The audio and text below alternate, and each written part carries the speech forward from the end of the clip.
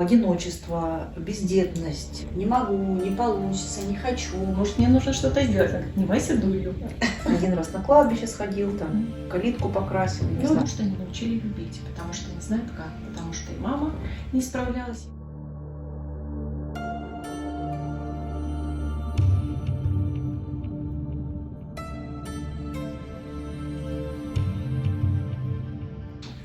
Ну что, начну с привычной фразы. Привет, девочки, привет, Наташа и Кристинка. Ну что, сегодняшний выпуск.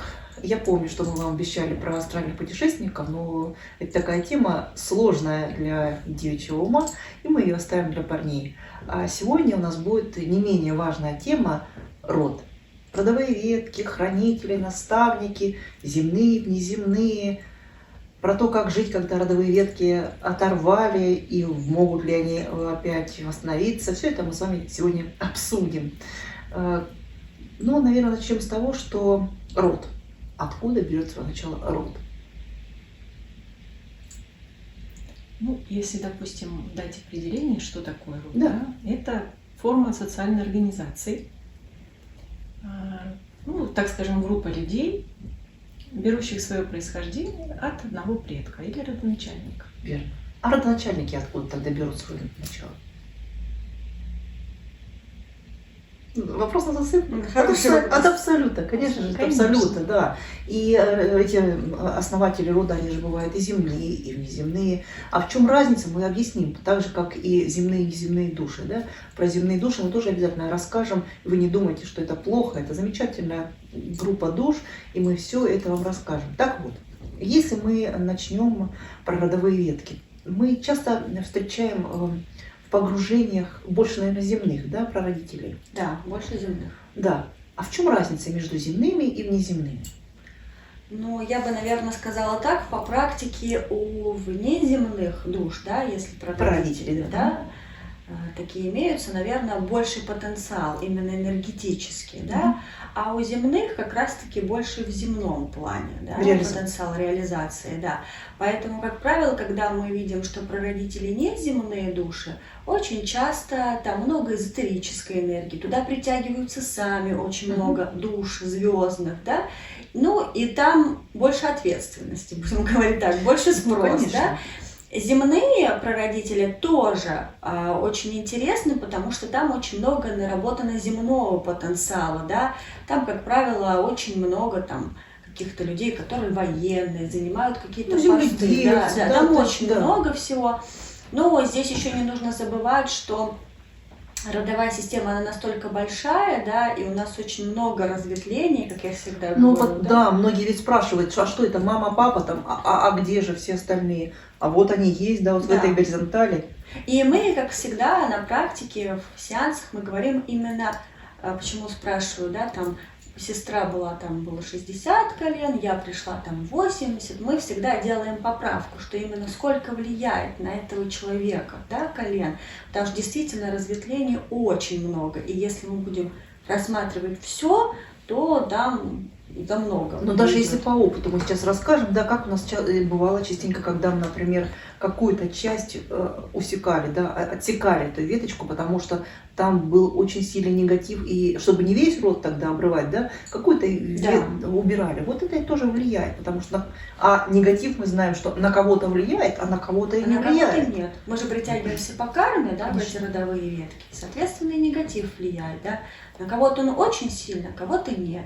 Кто-то родился мальчиком, кто-то девочкой, да. То есть тут еще и влияние именно по какой системе, да, по девочкам идет, по мальчикам идет, это тоже, то есть все очень индивидуально, поэтому, когда приходим в сеанс, мы всегда говорим, что это все очень индивидуально, все это нужно рассматривать, почему мы долго и ковыряемся в родовых ветках, потому что там большой потенциал, как плюса, так и минуса. Ну, тут сложно говорить, где плюс и где минус. Правда, любой минус можно ведь реализовать в плюс. Я всегда говорю, преобразовать в плюс. Потому что мы, насколько знаем, сколько бывает эзотерических воплощений, когда предок прожил, ну, не совсем правильно, да, то есть он нарабатывал свой опыт, но очень много вредил людям. Но это же потенциал, в любом случае, эзотерический.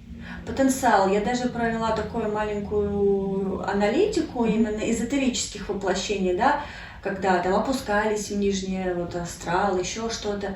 время очень часто они попадали в такое время сложное, где они не могли заявить о своем даре, да, либо где-то они думали, что они делают хорошо, а получали автоматическую подключку. То есть все очень так тонко. Носитель, Да, Очень тонко, конечно. Но чтобы далеко пока не уходить от прародителей, может быть, тогда поговорим вот неземные. Ведь часто мы видим, когда внеземные прародители, то здесь получается либо божественная структура, а еще бывает инопланетные. Бывает, да. Ну, ты же расскажешь про инопланетные? Ну Они да. тебе ближе, ты нам Они больше. мне ближе, Да. да. Ну, инопланетные, они тоже, здесь есть определенный свой потенциал, свой ресурс, определенные задачи, которые вот накладываются, да, на А родовую. чаще всего вот что раскрывается в этих воплощениях, если потомки внеземных инопланетных сущностей? Вот больше всего и чаще какие задачи у потомков? Ну, здесь задачи состоят приумножить ресурс рода вот этими энергиями, которые есть, повысить, ну, так скажем, вибрации рода, привнести какие-то новые знания, новые энергии, новый опыт, то есть усилить вектор. А чаще опыт связан с чем? С чувствами, либо с реализацией, тоже, вот скажем, в эзотерике, в помощи людям, либо в накоплении энергии. Вот. Ну, здесь и накопление энергии, конечно, и помощь людям идет через, в том числе, эзотерические способности, потому что тоже души приходят непростые к таким прародителям, и они тоже наделены большими задачами, которые они должны исполнить перед этим родом, чтобы усилить род этими энергиями, помочь реализовать эти энергии в роду. И ну, таким образом, что ветка стала сильнее, мощнее, и вот чтобы дальше передавали из поколения в поколение вот этот уже, ну, так скажем, наращенный потенциал. Такой тогда нюанс. К прародителям, которые вот неземные, приходят только такие же души мощные, или там бывают и земные, обычные, но там с большим потенциалом, например. Приходят и земные, да, конечно. Тут зависит от того, ну, сколько воплощений, как они прошли опыт, да, зачем их посылают. Может быть, развязать какую-то карму, именно та энергия поможет, да. То есть, ну, земных тоже предостаточно в таких ветках. Ну, мы же часто видели, например, друиды, да, и друиды как раз чаще бывают земные. Земные, да, да, у нас был как раз Но такие приходят мужчины, именно я в помню, такие, на да, сайте, родовые ветки, да. которые внеземные, где хороший такой ресурс по энергиям, по вибрациям, да, для того, чтобы он раскрылся уже в этом воплощении, тоже в помощь людям, но чуть по-другому. Ну да, я бы сказала, наверное, у таких людей эти воплощения, они такие пограничные в хорошем смысле, когда они уже должны реализовать наконец-таки, да, там 5 воплощений ждали, и вот их отправляют именно в такие родовые ветки, чтобы они уже наконец-таки дошли. Вот это очень Мы часто все время говорим про эзотерические воплощения, а как же люди, ну, скажем так, обычные, которые ни сном, ни духом про эзотерику, им какие задачи нужно решать, и они тогда приходят, ну, к земным прародителям хорошо. А что они раскрывают? Как они реализуют энергию рода? Вот что здесь? Ну, во-первых, земные души очень хорошо раскрывают финансовые потоки, да, то есть если мы говорим там купцы или еще кто-то, да, очень хорошо земные души раскрывают на самом деле 5-ю чакру горловую, творчество, говорить, доносить информацию. И на самом деле, когда в земных даже родовых от прародителей, да, когда земные души, и там есть эзотерические энергии, очень часто притягиваются те души, которые не должны реализовывать именно эзотерику, но эта энергия им помогает в земной жизни реализоваться, то есть, да, себя поставить, ну, на какую-то такую должность занять, да, энергию, то есть потенциал достаточно большой. Руководящий поставь. Да, да, это очень на самом деле интересно, и такие, наверное, много встречается, когда эзотерические энергии люди не реализовывают, у них это не стоит в предназначении, особенно это много идет по мужчинам, но они уходят, например, в какие-то воинственные энергии, да, то есть они воины, они защищают, они отвоевывают территории, то есть этого тоже очень много. Как вопрос решается тогда с негативом? Он накапливается, бывает очень серьезно, не справляется род, и тогда призывается душа, в общем-то, с большим потенциалом, но бывает и она не справляется. И вот мы обрезаем ветку. Вот это решение по обрыву родовой ветки, это, оно согласовывается с наставниками, с хранителями, с прародителями? Как это вы видите в сеансах?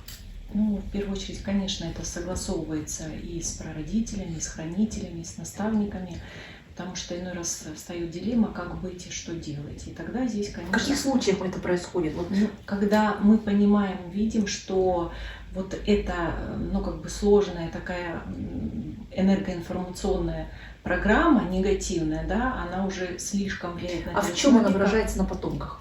По-другому спрошу. Ну, тут Почему мы обрываем? Что? Ну, например, зачастую это заболевание, да, которое уже переходит смертельное, переходит из поколения в поколение, да, это какие-то суицидные программы, да, да, какие-то повторяющиеся сложные события. зависимость. То есть, когда Да, род зависимость. идет на... Прекращение, он Да, сам. то есть он по-любому идет на прекращение, но так как есть На потомки, внутреннее. которым нужно как-то жить, ну тут получается мы же вписываемся в карму. Карма родовая, карма личная. Как на это смотрят хранители и наставники? Ну, зачастую и хранители, наставники сами, да, об этом просят и говорят. Но опять же, обрывая родовые ветки, мы же из них не выходим, да, то есть мы запускаем новую энергию, да, то есть мы прекращаем старую, а уже люди, которые родились в этом роду, как они будут вести, то есть они уже становятся теми самыми прародителями, да, поэтому здесь, ну, очень часто люди в сеансах расстраиваются, ну как это так, мы никого не вырезаем, да, мы просто останавливаем этот негатив, потому что зачастую, очень часто это как раз-таки переходит в заболеваниях раковых, да, когда мы видим, Конечно. там из поколения в поколение, там 4 поколения, их просто нет уже, они там не дожили даже до 50 лет.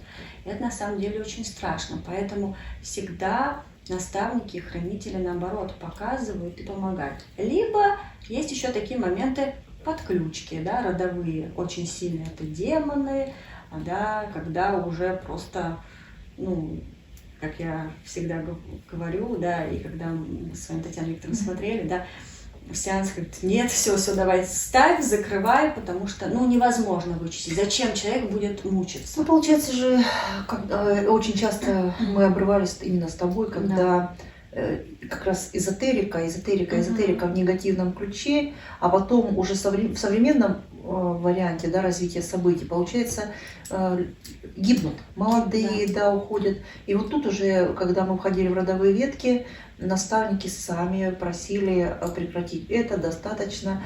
Но просто многие пишут, ну как же карма, вы, получается, вмешиваетесь. Мы вмешиваемся по просьбе наставников, да, и хранителей человека, который, в общем-то, никто не хочет, чтобы человек в этой жизни страдал. Да, ему нужно какие-то пройти уроки, но эти уроки могут быть более легкие. То есть он все равно их пройдет, но более в легком варианте. Да? Вот. Потому что, во-первых, вопрос бывает, одни говорят, да, вот вы спасаете, а как же вмешиваетесь в программу жизни и не даете ему там что-то отработать. А другие, наоборот, говорят, ну а зачем они должны страдать, за что, это другой вопрос, да? За что страдают потомки? Вопрос. За что? Отрабатывают негатив, который идет. То есть тут должны люди понимать, да, что это же не только родовой негатив. Это его еще карма. Конечно. Многие ведь приходят в свои же родовые ветки, хотя это случается не так часто, но как раз мы видим, да, что там он был в 8-10 колене, именно он начал этот негатив, и его же в эту ветку привели, чтобы он его и закрыл. Да. Такие истории такое бывает часто часто бывает, да. И очень многие спрашивают, почему именно я, или почему я именно пришла в этот род. За что? За что мне, да. И начинаешь объяснять, что душа приходит именно в тот род, с которым у нее есть энергоинформационное соответствие, в тот род, перед которым она должна выполнить определенные задачи и получить определенный опыт, наработать этот опыт. Ну, конечно. И в первую очередь отработать карму. Да. Потому что то, что посеяла, то и пожинай. А все спрашивают, а за что, почему? Ну, тут срабатывает, конечно, программа, видите, мы же приходим в новом теле и не помним, что было раньше. Поэтому, конечно, сложновато. Да. Как раз наш сеанс на то и направлен, чтобы обозначить, показать, а что же было раньше. Да, это на самом деле, что было раньше. И здесь потом клиенты, они на самом деле, когда начинают слушать уже про свою карму, да, после рода, они уже понимают, почему какие-то ошибки они действительно совершали, потому что, ну, память души, она все равно срабатывает, ты все равно тебя подведут к тому, что ты что-то неправильно сделаешь, да, что ты как-то неправильно пойдешь, но всегда же можно в более спокойной форме это все пройти, да, зачем такие жертвы, да, есть такие души, которые там приходят и маленькое количество времени отживают, да, но опять же, эти души мы всегда очень часто видим, что когда, говорят, абортированные дети, да, или там год прожил ребенок, это ему не хватает перехода куда, например, очень часто уйти в наставничество, да, то есть это немножко другое, а бывают дети, которые, ну, ни в чем, например, не виноваты, ну, как кажется, да, а у них-то карма есть, да. То есть здесь все, опять же, очень-очень индивидуально, и нужно, конечно, я всегда говорю, относиться с принятием, то есть с пониманием. Ну, как раз сеанс и раскрывает, и помогает принять и понять, да. Потому что сложные ситуации, которые мы видим, как раз и объясняются часто родовыми проблемами. И очень интересные ситуации бывают сложные, но интересные, потому что когда, ну, помогает, наверное, да, родителям смириться с уходом, например, маленького ребенка, когда понимает, что он высокая душа и пришел как чистильщик в эту родовую ветку. То есть он на себя весь негатив собрал и ушел. Но это высокая душа, и он сразу поднялся. Было у нас, да, Кристи, несколько таких сеансов, когда, ну, мама, наверное, только поэтому и... Да, я помню, у нас пара была, очень такая интересная, которая потеряла малыша, и просто несчастный случай. И они действительно не понимали, за что. Когда мы посмотрели, мы увидели, что ему вот как раз-таки, ну, нужно было именно так. И родители поняли, и они как-то с принятием к этому отнеслись.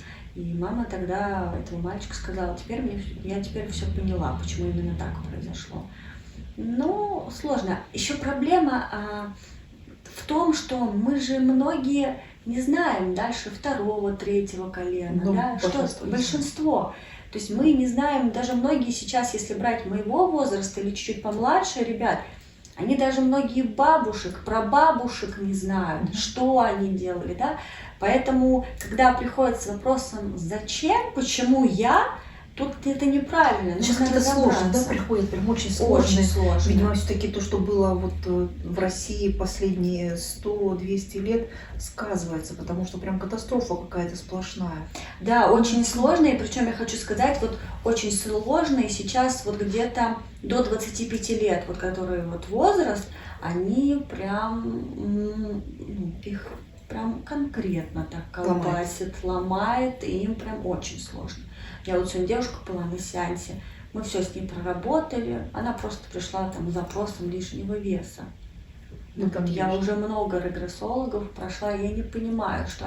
Она говорит, что из детства, а я понимаю, что это не детство. И мы род, все проработали, посмотрели. Казалось, это карма. Она просто за то, что она сделала плохо, ее отпустили в нижний астрал, и там ее вот это тело, ее просто сделали большой. Сюда она пришла в большом весе, и она ничего не может с этим сделать. И вот это на самом деле, теперь она говорит, я понимаю. То есть там диеты, спорт, все. Она говорит, я не скидываю, просто не скидываю, ни грамма, нисколько, только набираю. И вот мы с ней сегодня это прорабатывали. И теперь она говорит, я понимаю, почему это. И я понимаю, почему я попала к таким родителям, которые меня где-то ущемляли, что-то мне говорили не так, да. Вот оно, карма так и влияет. Да, на родовой ветке, конечно, интересно, но мы все о плохом, а что же хорошего дают родовые ветки и как это можно использовать? Ну, наверное, это династия в первую очередь, да? Часто же мы с тобой это видим.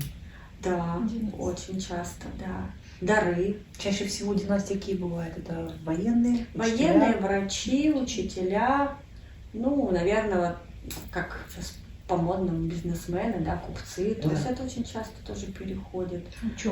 Ученые. Какие-то люди, которые делают много что руками, да, там глина, дерево. Вот, кстати, сейчас такой пошел какой-то момент, очень много таких вот именно родовых веток творческих. Видимо, время такое, да, да, что можно пора включаться много. уже. И причем сами девочки и мальчики приходят, которые действительно считывают правильное предназначение. Вот если взять, например, год назад, да, как мы смотрели предназначение, очень мало кто попадал. А сейчас, вот именно в какой-то период, наверное, последние полгода, идут реально люди, которые попадают в свое предназначение, и в роду это четко прослеживается, то есть именно вот эти династии. И вот это очень, конечно, прям так душу Но реализовать греет. сложно. Ну, сложно, потому что они очень часто берут, начинают, не доделывают, там тоже свой же негатив влияет, но, как правило, в маленьком возрасте, когда они поступают в какие-то учреждения, они попадают очень четко. Но потом снова То есть, в принципе, родовой ресурс помогает раскрыть и свое предназначение. Да. Тогда еще одиночество, бездетность. Как здесь род влияет? Ну, если мы берем бездетность, то, во-первых, очень часто влияет это абортированные дети, которые должны были именно родиться в этих родовых ветках. Отказы именно прям четкие от детей. А почему? Вот отказы от детей, вот что принуждало? Почему? Ну, было очень много сеансов, вот Тоже попадались, да? да, попадались уже сеансы, которые намеренно отказывались, кто-то ради того, чтобы построить карьеру в прошлой жизни, нарастить какой-то свой такой мощный потенциал, свою реализацию, а кто-то понимал, что просто не справится и отказывался от детей. Часто женщины, да, попадаются? Очень часто женщины. Но мужчины с другими историями отказа от детей. Когда военные, и у них эти дети и там, и сям. Да, да, да. И очень много тоже, когда... А в этой жизни женщина не может родить ребенка. Да, да. Такие истории тоже очень частые. И, ну, наверное, Кристина, к тебе вопрос. Как часто наши сеансы помогают убрать вот эту карму родовую, которая вплетается, естественно, в личную карму с рождением детей, и рождаются детки? Ну, если честно, то вот именно проработка детей, не рождение, да, а потом рождение очень часто помогает. Вот это действительно, потому что бывают абсолютно здоровые и девушка, и мужчина, а просто мешает, вот как я всегда говорю, вот эта стена невидимая, да, они не понимают, что происходит, и очень много... Все не распадаются, Да, много. в энергохилинге, в квантовом перепрограммировании, именно когда идет процесс очищения, очень много пар именно беременеют. То есть убираются блоки какие-то Да, энергетические, которые на физике мешали как раз вот приходу ребенка. Да, это именно прям блок, потому что по-другому ты даже это не назовешь, то есть это даже не сбой какой-то, это именно блок, который блокирует как узелок, да, и ты ничего не можешь с этим поделать. Вот самое интересное, что сегодня начался 4-й курс, и я так уже им объяснила, что они уже выходят на такой уровень, когда они сами начнут сейчас это понимать и видеть, потому что очень много информации, которую в учебе мы пытаемся рассмотреть, и очень сложно сразу все понять, но они так медленно-медленно идут, усваивают материал, и сейчас как раз уже пришли к тому, что они начнут понимать, какие блоки на что влияют. И одиночество. Про деток мы понимаем, да, что это отказ от детей, там, аборты. Кстати, мы с тобой даже видели врачи, да, или повитухи, или вот бабки, которые делали это через травы, тоже страдают. Страдают, очень много им прилетает. Да, и как их вот жалко бывает, ну как чисто по-человечески, как это включаешь не специалиста, а вот так просто человечность твоя где-то там просыпается, и ты такой думаешь, ну вот правильно, да, человек с ее колокольни, она же помогала, когда там было 100-500 детей, и нужно было как-то это все решить, да, и она вроде бы помогала женщинам, а потом, как по факту получалось, как приходили обиженные женщины, мужчины, и все, да, и она... Вот такая сложная история, совсем как бы непонятная. Не судим будешь, да? Да, так вот, одиночество. Вот тут проигрывается в родовых ветках как? Какие энергии здесь влияют и почему? Именно родовой. Какие истории вы можете вспомнить? Ну, одиночество, во-первых, это очень часто перекрыта сердечная чакра, да? Почему? Ну, вообще, я бы, наверное, сказала так. Очень часто это закладывается очень сильно от родителей, блок в семье. И это переходит из поколения в поколение. То есть где-то, То есть например, как программы, обидели ребенка, и все, и он перенес это на своего, следующий на свое. То есть это прям вот четко прослеживается родовая программа. Как долго? Вот в каких поколениях? Это прям вот то, что вы... Вот это поколение 5 прям может нормально зацепить. И причем это усугубляется с каждым поколением все хуже, хуже, хуже. И потом это доходит как раз-таки до того именно поколения, когда девушка сидит и говорит: я не хочу детей. Я их не люблю просто. Потому что меня не любили. Да, меня не приняли. Или, например, дети, которые были брошены, да, детские дома, тоже это израненные души, и они очень долго либо подходят, либо пропускают именно рождение детей. И вот тут как раз-таки уже складываются что? Два негатива, да, то есть это одиночество, ну и плюс нерождение детей. Ну вот у нас была сегодня тоже старшая женщина, которая не понимала, почему она всю жизнь одинокая, что у нее не получается и семью создать с мужчинами, мужчина от нее уходит, и с детьми ей очень сложно. И когда мы стали потихонечку вот это все рассматривать, анализировать, оказалось, что ее мама, у нее с мамой тоже плохие отношения, потому что постоянно она с детства чувствовала холод, мама занималась своей реализацией, папа занимался своей реализацией, а она вот, стояла между ними. И она никогда не чувствовала ни тепла, ни ласки, ни заботы от мамы. Получилось, что и у мамы, с ее мамой были такие отношения, что ее мама не научила, не дала ей ту любовь, которую она должна была. И точно так же они, такими одиночками слыли по жизни. И она говорит: вот как мне сейчас научиться, что мне сделать, как исправить свои отношения, потому что у нее стал вопрос взаимоотношений с ее сыном.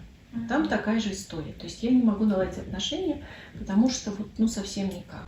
Потому что не научили любить, потому что не знают как, потому что и мама не справлялась, ее не любили, и мама мамы точно так же. Ты проследила по родовой ветке. Да. А как почему она пришла в такие родовые ветки? Что же там было у нее по поводу? Потому что у нее был и отказ от детей по прошлому воплощению, то есть она полностью отказывалась. А в одном из воплощений у нее был точно такой же ребенок, которого она точно так же не любила, кричала, ругалась, постоянно подавляла. То есть она не прошла карму? Она не прошла карму. Ее в эти же родовые ветки, то есть точно так же сюда привели. То есть, в принципе, тут личная карма и родовая никак не отделима. И если ты копаешь в родовых ветках, то обязательно аналогичные ситуации найдешь и в прошлом, это почти 100%. Да, и самое интересное, что приятно осознавать, когда люди начинают видеть эти взаимосвязи. На вопрос, а почему именно я вот в этот род попала, и когда идешь уже по прошлому воплощению, они уже в конце говорят: да, понятно. Вот у нас с Кристиной тоже были сеансы, когда подытожив уже, Кристина говорила: вот видите, что у вас получается, что вы не просто так попали в эти родовые ветки. И люди прям приятно удивляются, говорят: теперь мне все понятно. Вот теперь я все поняла, или я все помню. Это замечательно, да? Да. Как часто бывает, что прародители рода приходят в воплощение? Или такого прям никто не видел ни разу? Не часто. Это очень я бы, наверное, даже если честно... исключение. Хорошо. А хранители рода как часто воплощаются в родовых ветках? Тут уже чуть-чуть почаще. А для чего они приходят? Просто захотели, либо какая-то история другая? Это, как правило, то есть хранители рода, это как какой-то переломный момент в родовой ветке, да, то есть это как раз те души, которые могут вынести, да, родовую ветку на плюс, да, и вот, как правило, в таких моментах, потому что, здесь очень сложно, да, держать род одному, да, то есть мы не можем его держать, то есть это поколение, да, это большая-большая проработка, поэтому я всегда говорю, каждый должен быть ответственен за себя. То, что ты вложишь, соответственно, это пойдет только плюсом, это минусом не пойдет. А если ты вложишь минус, соответственно, это пойдет минусом. Поэтому хранители – это такие переломные вещи в роду. Либо род начинает дальше жить, и он расцветает, но опять же могут притянуться души, которые немножко не туда уходят, либо не справляются, да, и вот когда уже хранители кричат, призывают какую-то душу, либо Сильно, закрывают, сильно. да. Хранители, вот как их выбирают? То есть есть какой-то совет или просто изначально в род приходит душа сильная, с высоким потенциалом, и она потом становится хранителем рода. И видели ли мы такое в сеансах, когда ну вот еще пока живой человек, который в воплощении, и мы знаем, что он станет следующим хранителем рода. Ну вот такое, да, видели. Мгм. Но это очень давно было. Вот на моей практике очень было давно. Прям, мне кажется, ну, может быть, раза 2 или 3. Это То есть было, это вот когда как мы раз. с вами еще Да. работали вместе, Мгм. да. Было такое, вот это да. А так очень, конечно, ну это же большая ответственность. Конечно. Ну и большой потенциал души должен быть. Это такие воплощения должны быть прошлые, ну, чтобы Мощные. мощные, чтобы это Мгм. все нести. Такой груз. Это груз в любом Ну, случае. конечно, груз. Это же какая ответственность за каждого потомка. Да, что он привнесет, хорошее или плохое, да. И как справиться еще? А можно ли к хранителям или к прародителям обращаться, чтобы, например, дали душу какую-то сильную тебе как ребенка, или вообще дали ребенка? Идут на это хранители? Идут. Но по большей части они дают подсказки, как сделать, да. что нужно изменить, что нужно проработать для того, чтобы эта душа пришла. Потому что, как правило, бывает, приходят и не задумываются о причинах, почему да, не получается. А когда начинают понимать, что здесь карма, что здесь надо поработать, тогда уже как бы становится предельно ясно и понятно. То есть, ну, я бы сказала, наверное, хранители по большей части дают подсказки. Вот. Либо уже, да, могут сказать, что... А вот если поговорить про дар, вот все-таки дар, как он передается по роду? Потому что многие говорят, ну вот у меня в роду там были, или мы видим, что были. Как этот дар получить и как его реализовать? Ну, дар, он всегда переходит как энергия. Он никогда не переходит как вот тебе что-то дали, переложили. Да, Ну, как палочка. Как палочка, да. Нет? Это всегда энергия. Где-то она в большей степени передается, потому что из поколения в поколение, например, в плюс, да, это передавали. Либо кто-то отказывался от дара, это в меньшей степени переходит Но вот когда энергия. отказывается от дара, как тогда происходит преломление родовой энергии? Что тогда происходит? Ой, ну там очень сильно влияет. Во-первых, это очень сильно у женщин, если мы берем, это бьет как раз-таки по деторождению, по физическому здоровью, да, это уже такие врожденные хронические заболевания, да, там артриты, артроз, ну много, да, там сахарный диабет тоже, да. То есть это достаточно очень сильно влияет. Поэтому здесь, когда приходит в сеанс и говорит, ну вот, в роду, может быть, мне передадут, да он уже есть, он уже есть. Просто он либо в большей степени открыт, либо в меньшей. То есть нужно смотреть именно этот момент. А что же нужно делать, чтобы он открылся ярче, чтобы начать его реализовывать? Что для этого нужно сделать?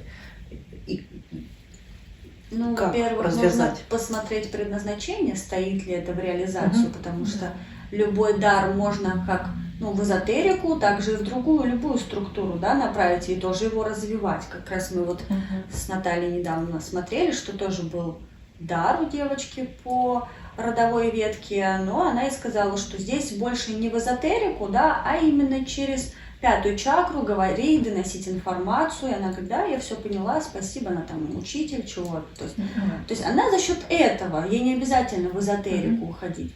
То есть здесь еще четко нужно понимать. Потому что, нужно ли? И нужно ли, да, потому что эзотерика, это очень... Не для всех. Не для всех, это очень большая ответственность. Ну и, может быть, тогда скажем, почему эзотерика не для всех? С чем человек может не справиться? Потому что, с одной стороны, там, с первого взгляда, а что такого? В первую очередь, это эго, амбиции, психосоматика. Вот, наверное, больше да? психосоматика. Эмоции, энергии, которые могут просто раздавить изнутри, они просто разорвут. Это вот самое главное. Да, и здесь надо понимать, что тот образ жизни, которым ты жил до момента проявления вот этих способностей, да, он должен поменяться, и здесь большая ответственность, даже каждодневный труд и над собой, и над своим режимом, над своей дисциплиной. Но много ли не справляется с поставленными задачами? Ведь тоже, если судить по сеансам, сколько людей приходит, кто-то начинал, кто-то бросал. Получается, многие ведь и не справляются и спрашивают, а что же дальше? А можно ли мне отказаться от этого дара? Ну, отказаться от дара нельзя, он же уже есть. Если да? он должен быть проявлен. Да. Я всегда говорю на сеансах, когда приходят и хотят развивать, я всегда говорю, если вы уже вступили, сделали шаг, значит, вы там уже находитесь, да? Либо вы остаетесь на том уровне, развиваетесь для себя, да, там медитации, какие-то такие вещи. Но если вы уже себе поставили цель помогать людям, и вы туда вошли, то уже будьте добры это делать, потому что, ну, назад пути его нету, с вас потребуют высшие, да, потому что вы уже сделали этот шаг. Для себя, пожалуйста, да, почему нет? У меня вот сегодня мужчина был на сеансе, у него не стоит это в предназначении, у него слабая психосоматика. И мы вот с Лейлой сказали, что для себя вы можете. Он говорит, да, я там изучаю массажи, я вот в семье, там такие вещи. Все, он говорит, я дальше не пойду, потому что, говорит, я боюсь. Мы говорим, и не надо. А есть же те, кто боятся, но все равно делают, да, и не справляются. И вот тут, конечно, это очень сильно вот влияет на психику. Отсюда и возникают потом, например, заболевания те же самые по роду, по психосоматике, шизофрения, деменции, всякие вещи, да, вот эти страшные суициды. Это же все, когда человек не справляется со своей энергией, со своими эмоциями. Но он же где-то не понимает, тут же и наркомания, и алкоголизм тоже часто бывает, как про дар, который не проявленный. Человек пытается от этого уйти. Да. Да. Кто-то боится, кого-то обуревают прям страхи. Страхи, да. Из-за страхов могут отказаться, что нет, я не А буду. еще бывают такие моменты, когда человек, если опускался в нижний астрал, он пришел сюда, и он будет, как я всегда говорю, вокруг ходить, то подходить, то отходить, у него будут большие страхи, фобии, да, не могу, не получится, не хочу. То есть здесь, опять же, это нужно индивидуально рассматривать. Если есть, значит получится. Если психосоматика слабая, значит в первую очередь нужно поработать над собой, а потом уже в дальнейшем смотреть, может он выходить в общество или нет. Ну вот тогда у родителей с даром и детки же приходят такие, или не всегда? Ну, очень часто как правило, звездные, да. звездные приходят детки, да. Чаще сложные? Сложные. Конечно. Эти дети, они для родителей учителями. Чаще являются. учителями, Да. то есть еще мощнее. Еще мощнее. Они их прям проверяют так конкретно. На прочность. Мы тебе все покажем, что ты не доделал, мы тебе на все укажем. Да.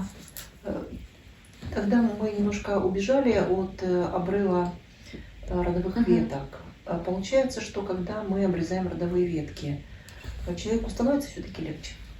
Да, намного, конечно.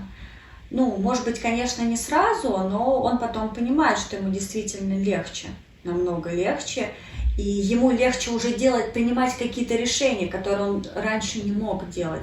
Вот это, наверное, самое главное, потому что эта энергия, она каждый раз тебя оттягивает назад. То есть ты и желаешь, и хочешь, и у тебя светлая голова, ты много чего можешь, но ты не можешь именно энергетически вот этот посыл сделать. И это самое страшное всегда, потому что бывают настолько талантливые люди в роду, да, что ты смотришь и говоришь, Господи, как у него вообще могла быть такая голова, и он ей не воспользовался.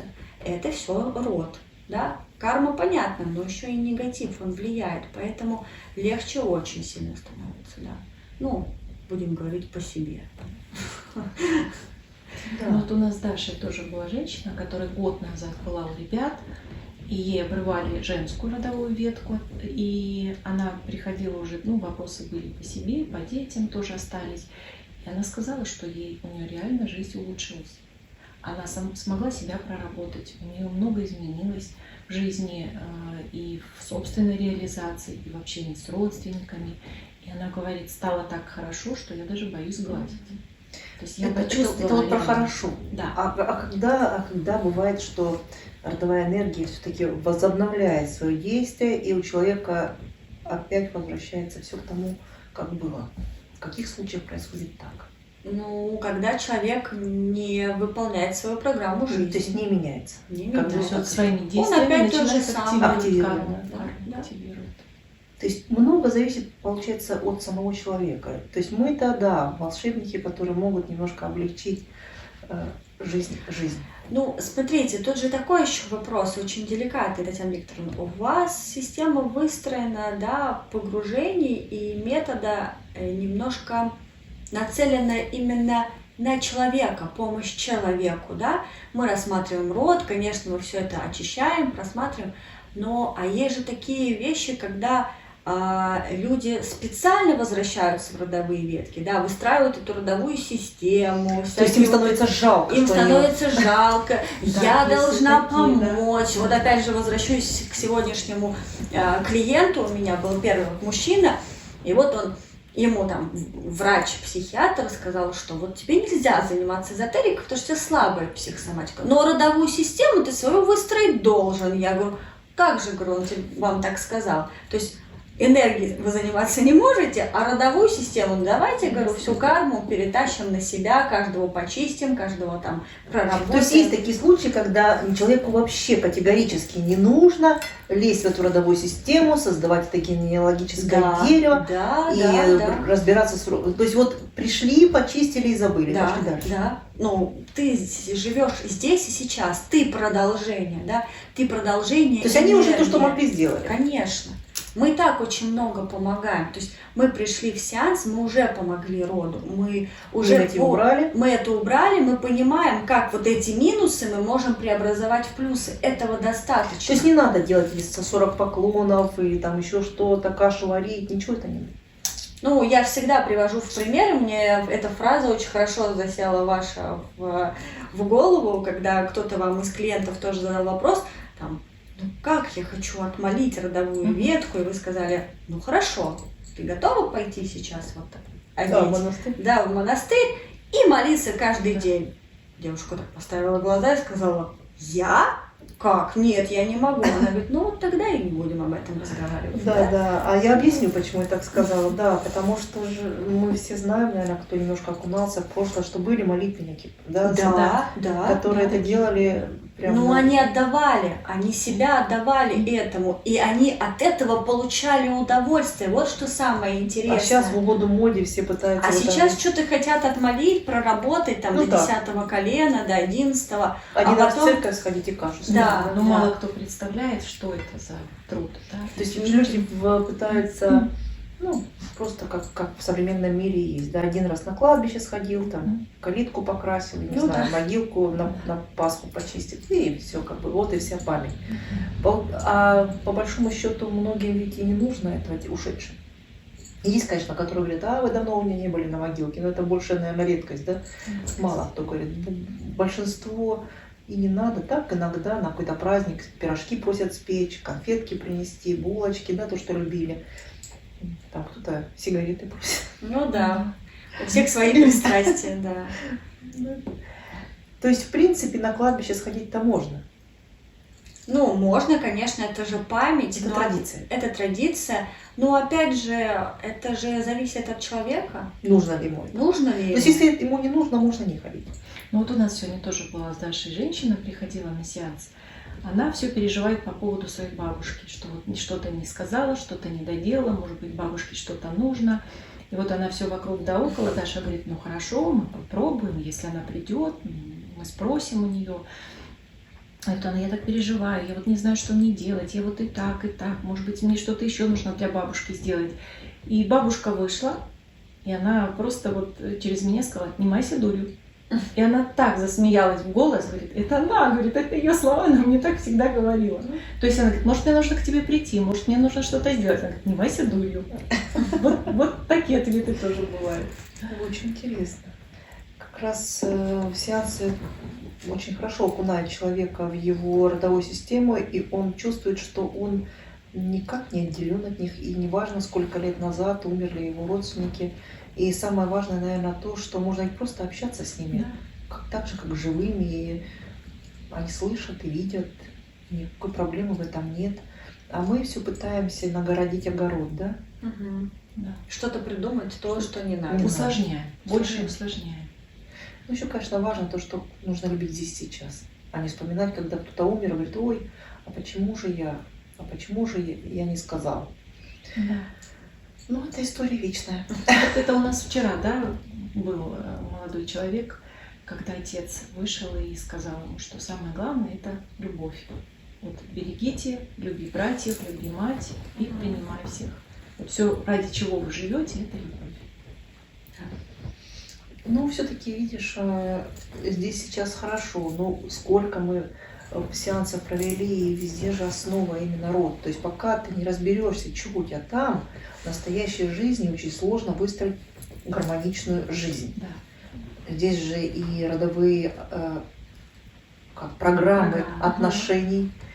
Да, это же катастрофа, какие бывают отношения у мужчин и женщин, и как высшие сводят и родовые системы, и личную карму. Когда по карме встречаются, и в эти родовые системы входят, и свою прорабатывают, и еще и род заодно. Да. Непросто. Что мы можем нашим уважаемым, дорогим друзьям сказать на прощание?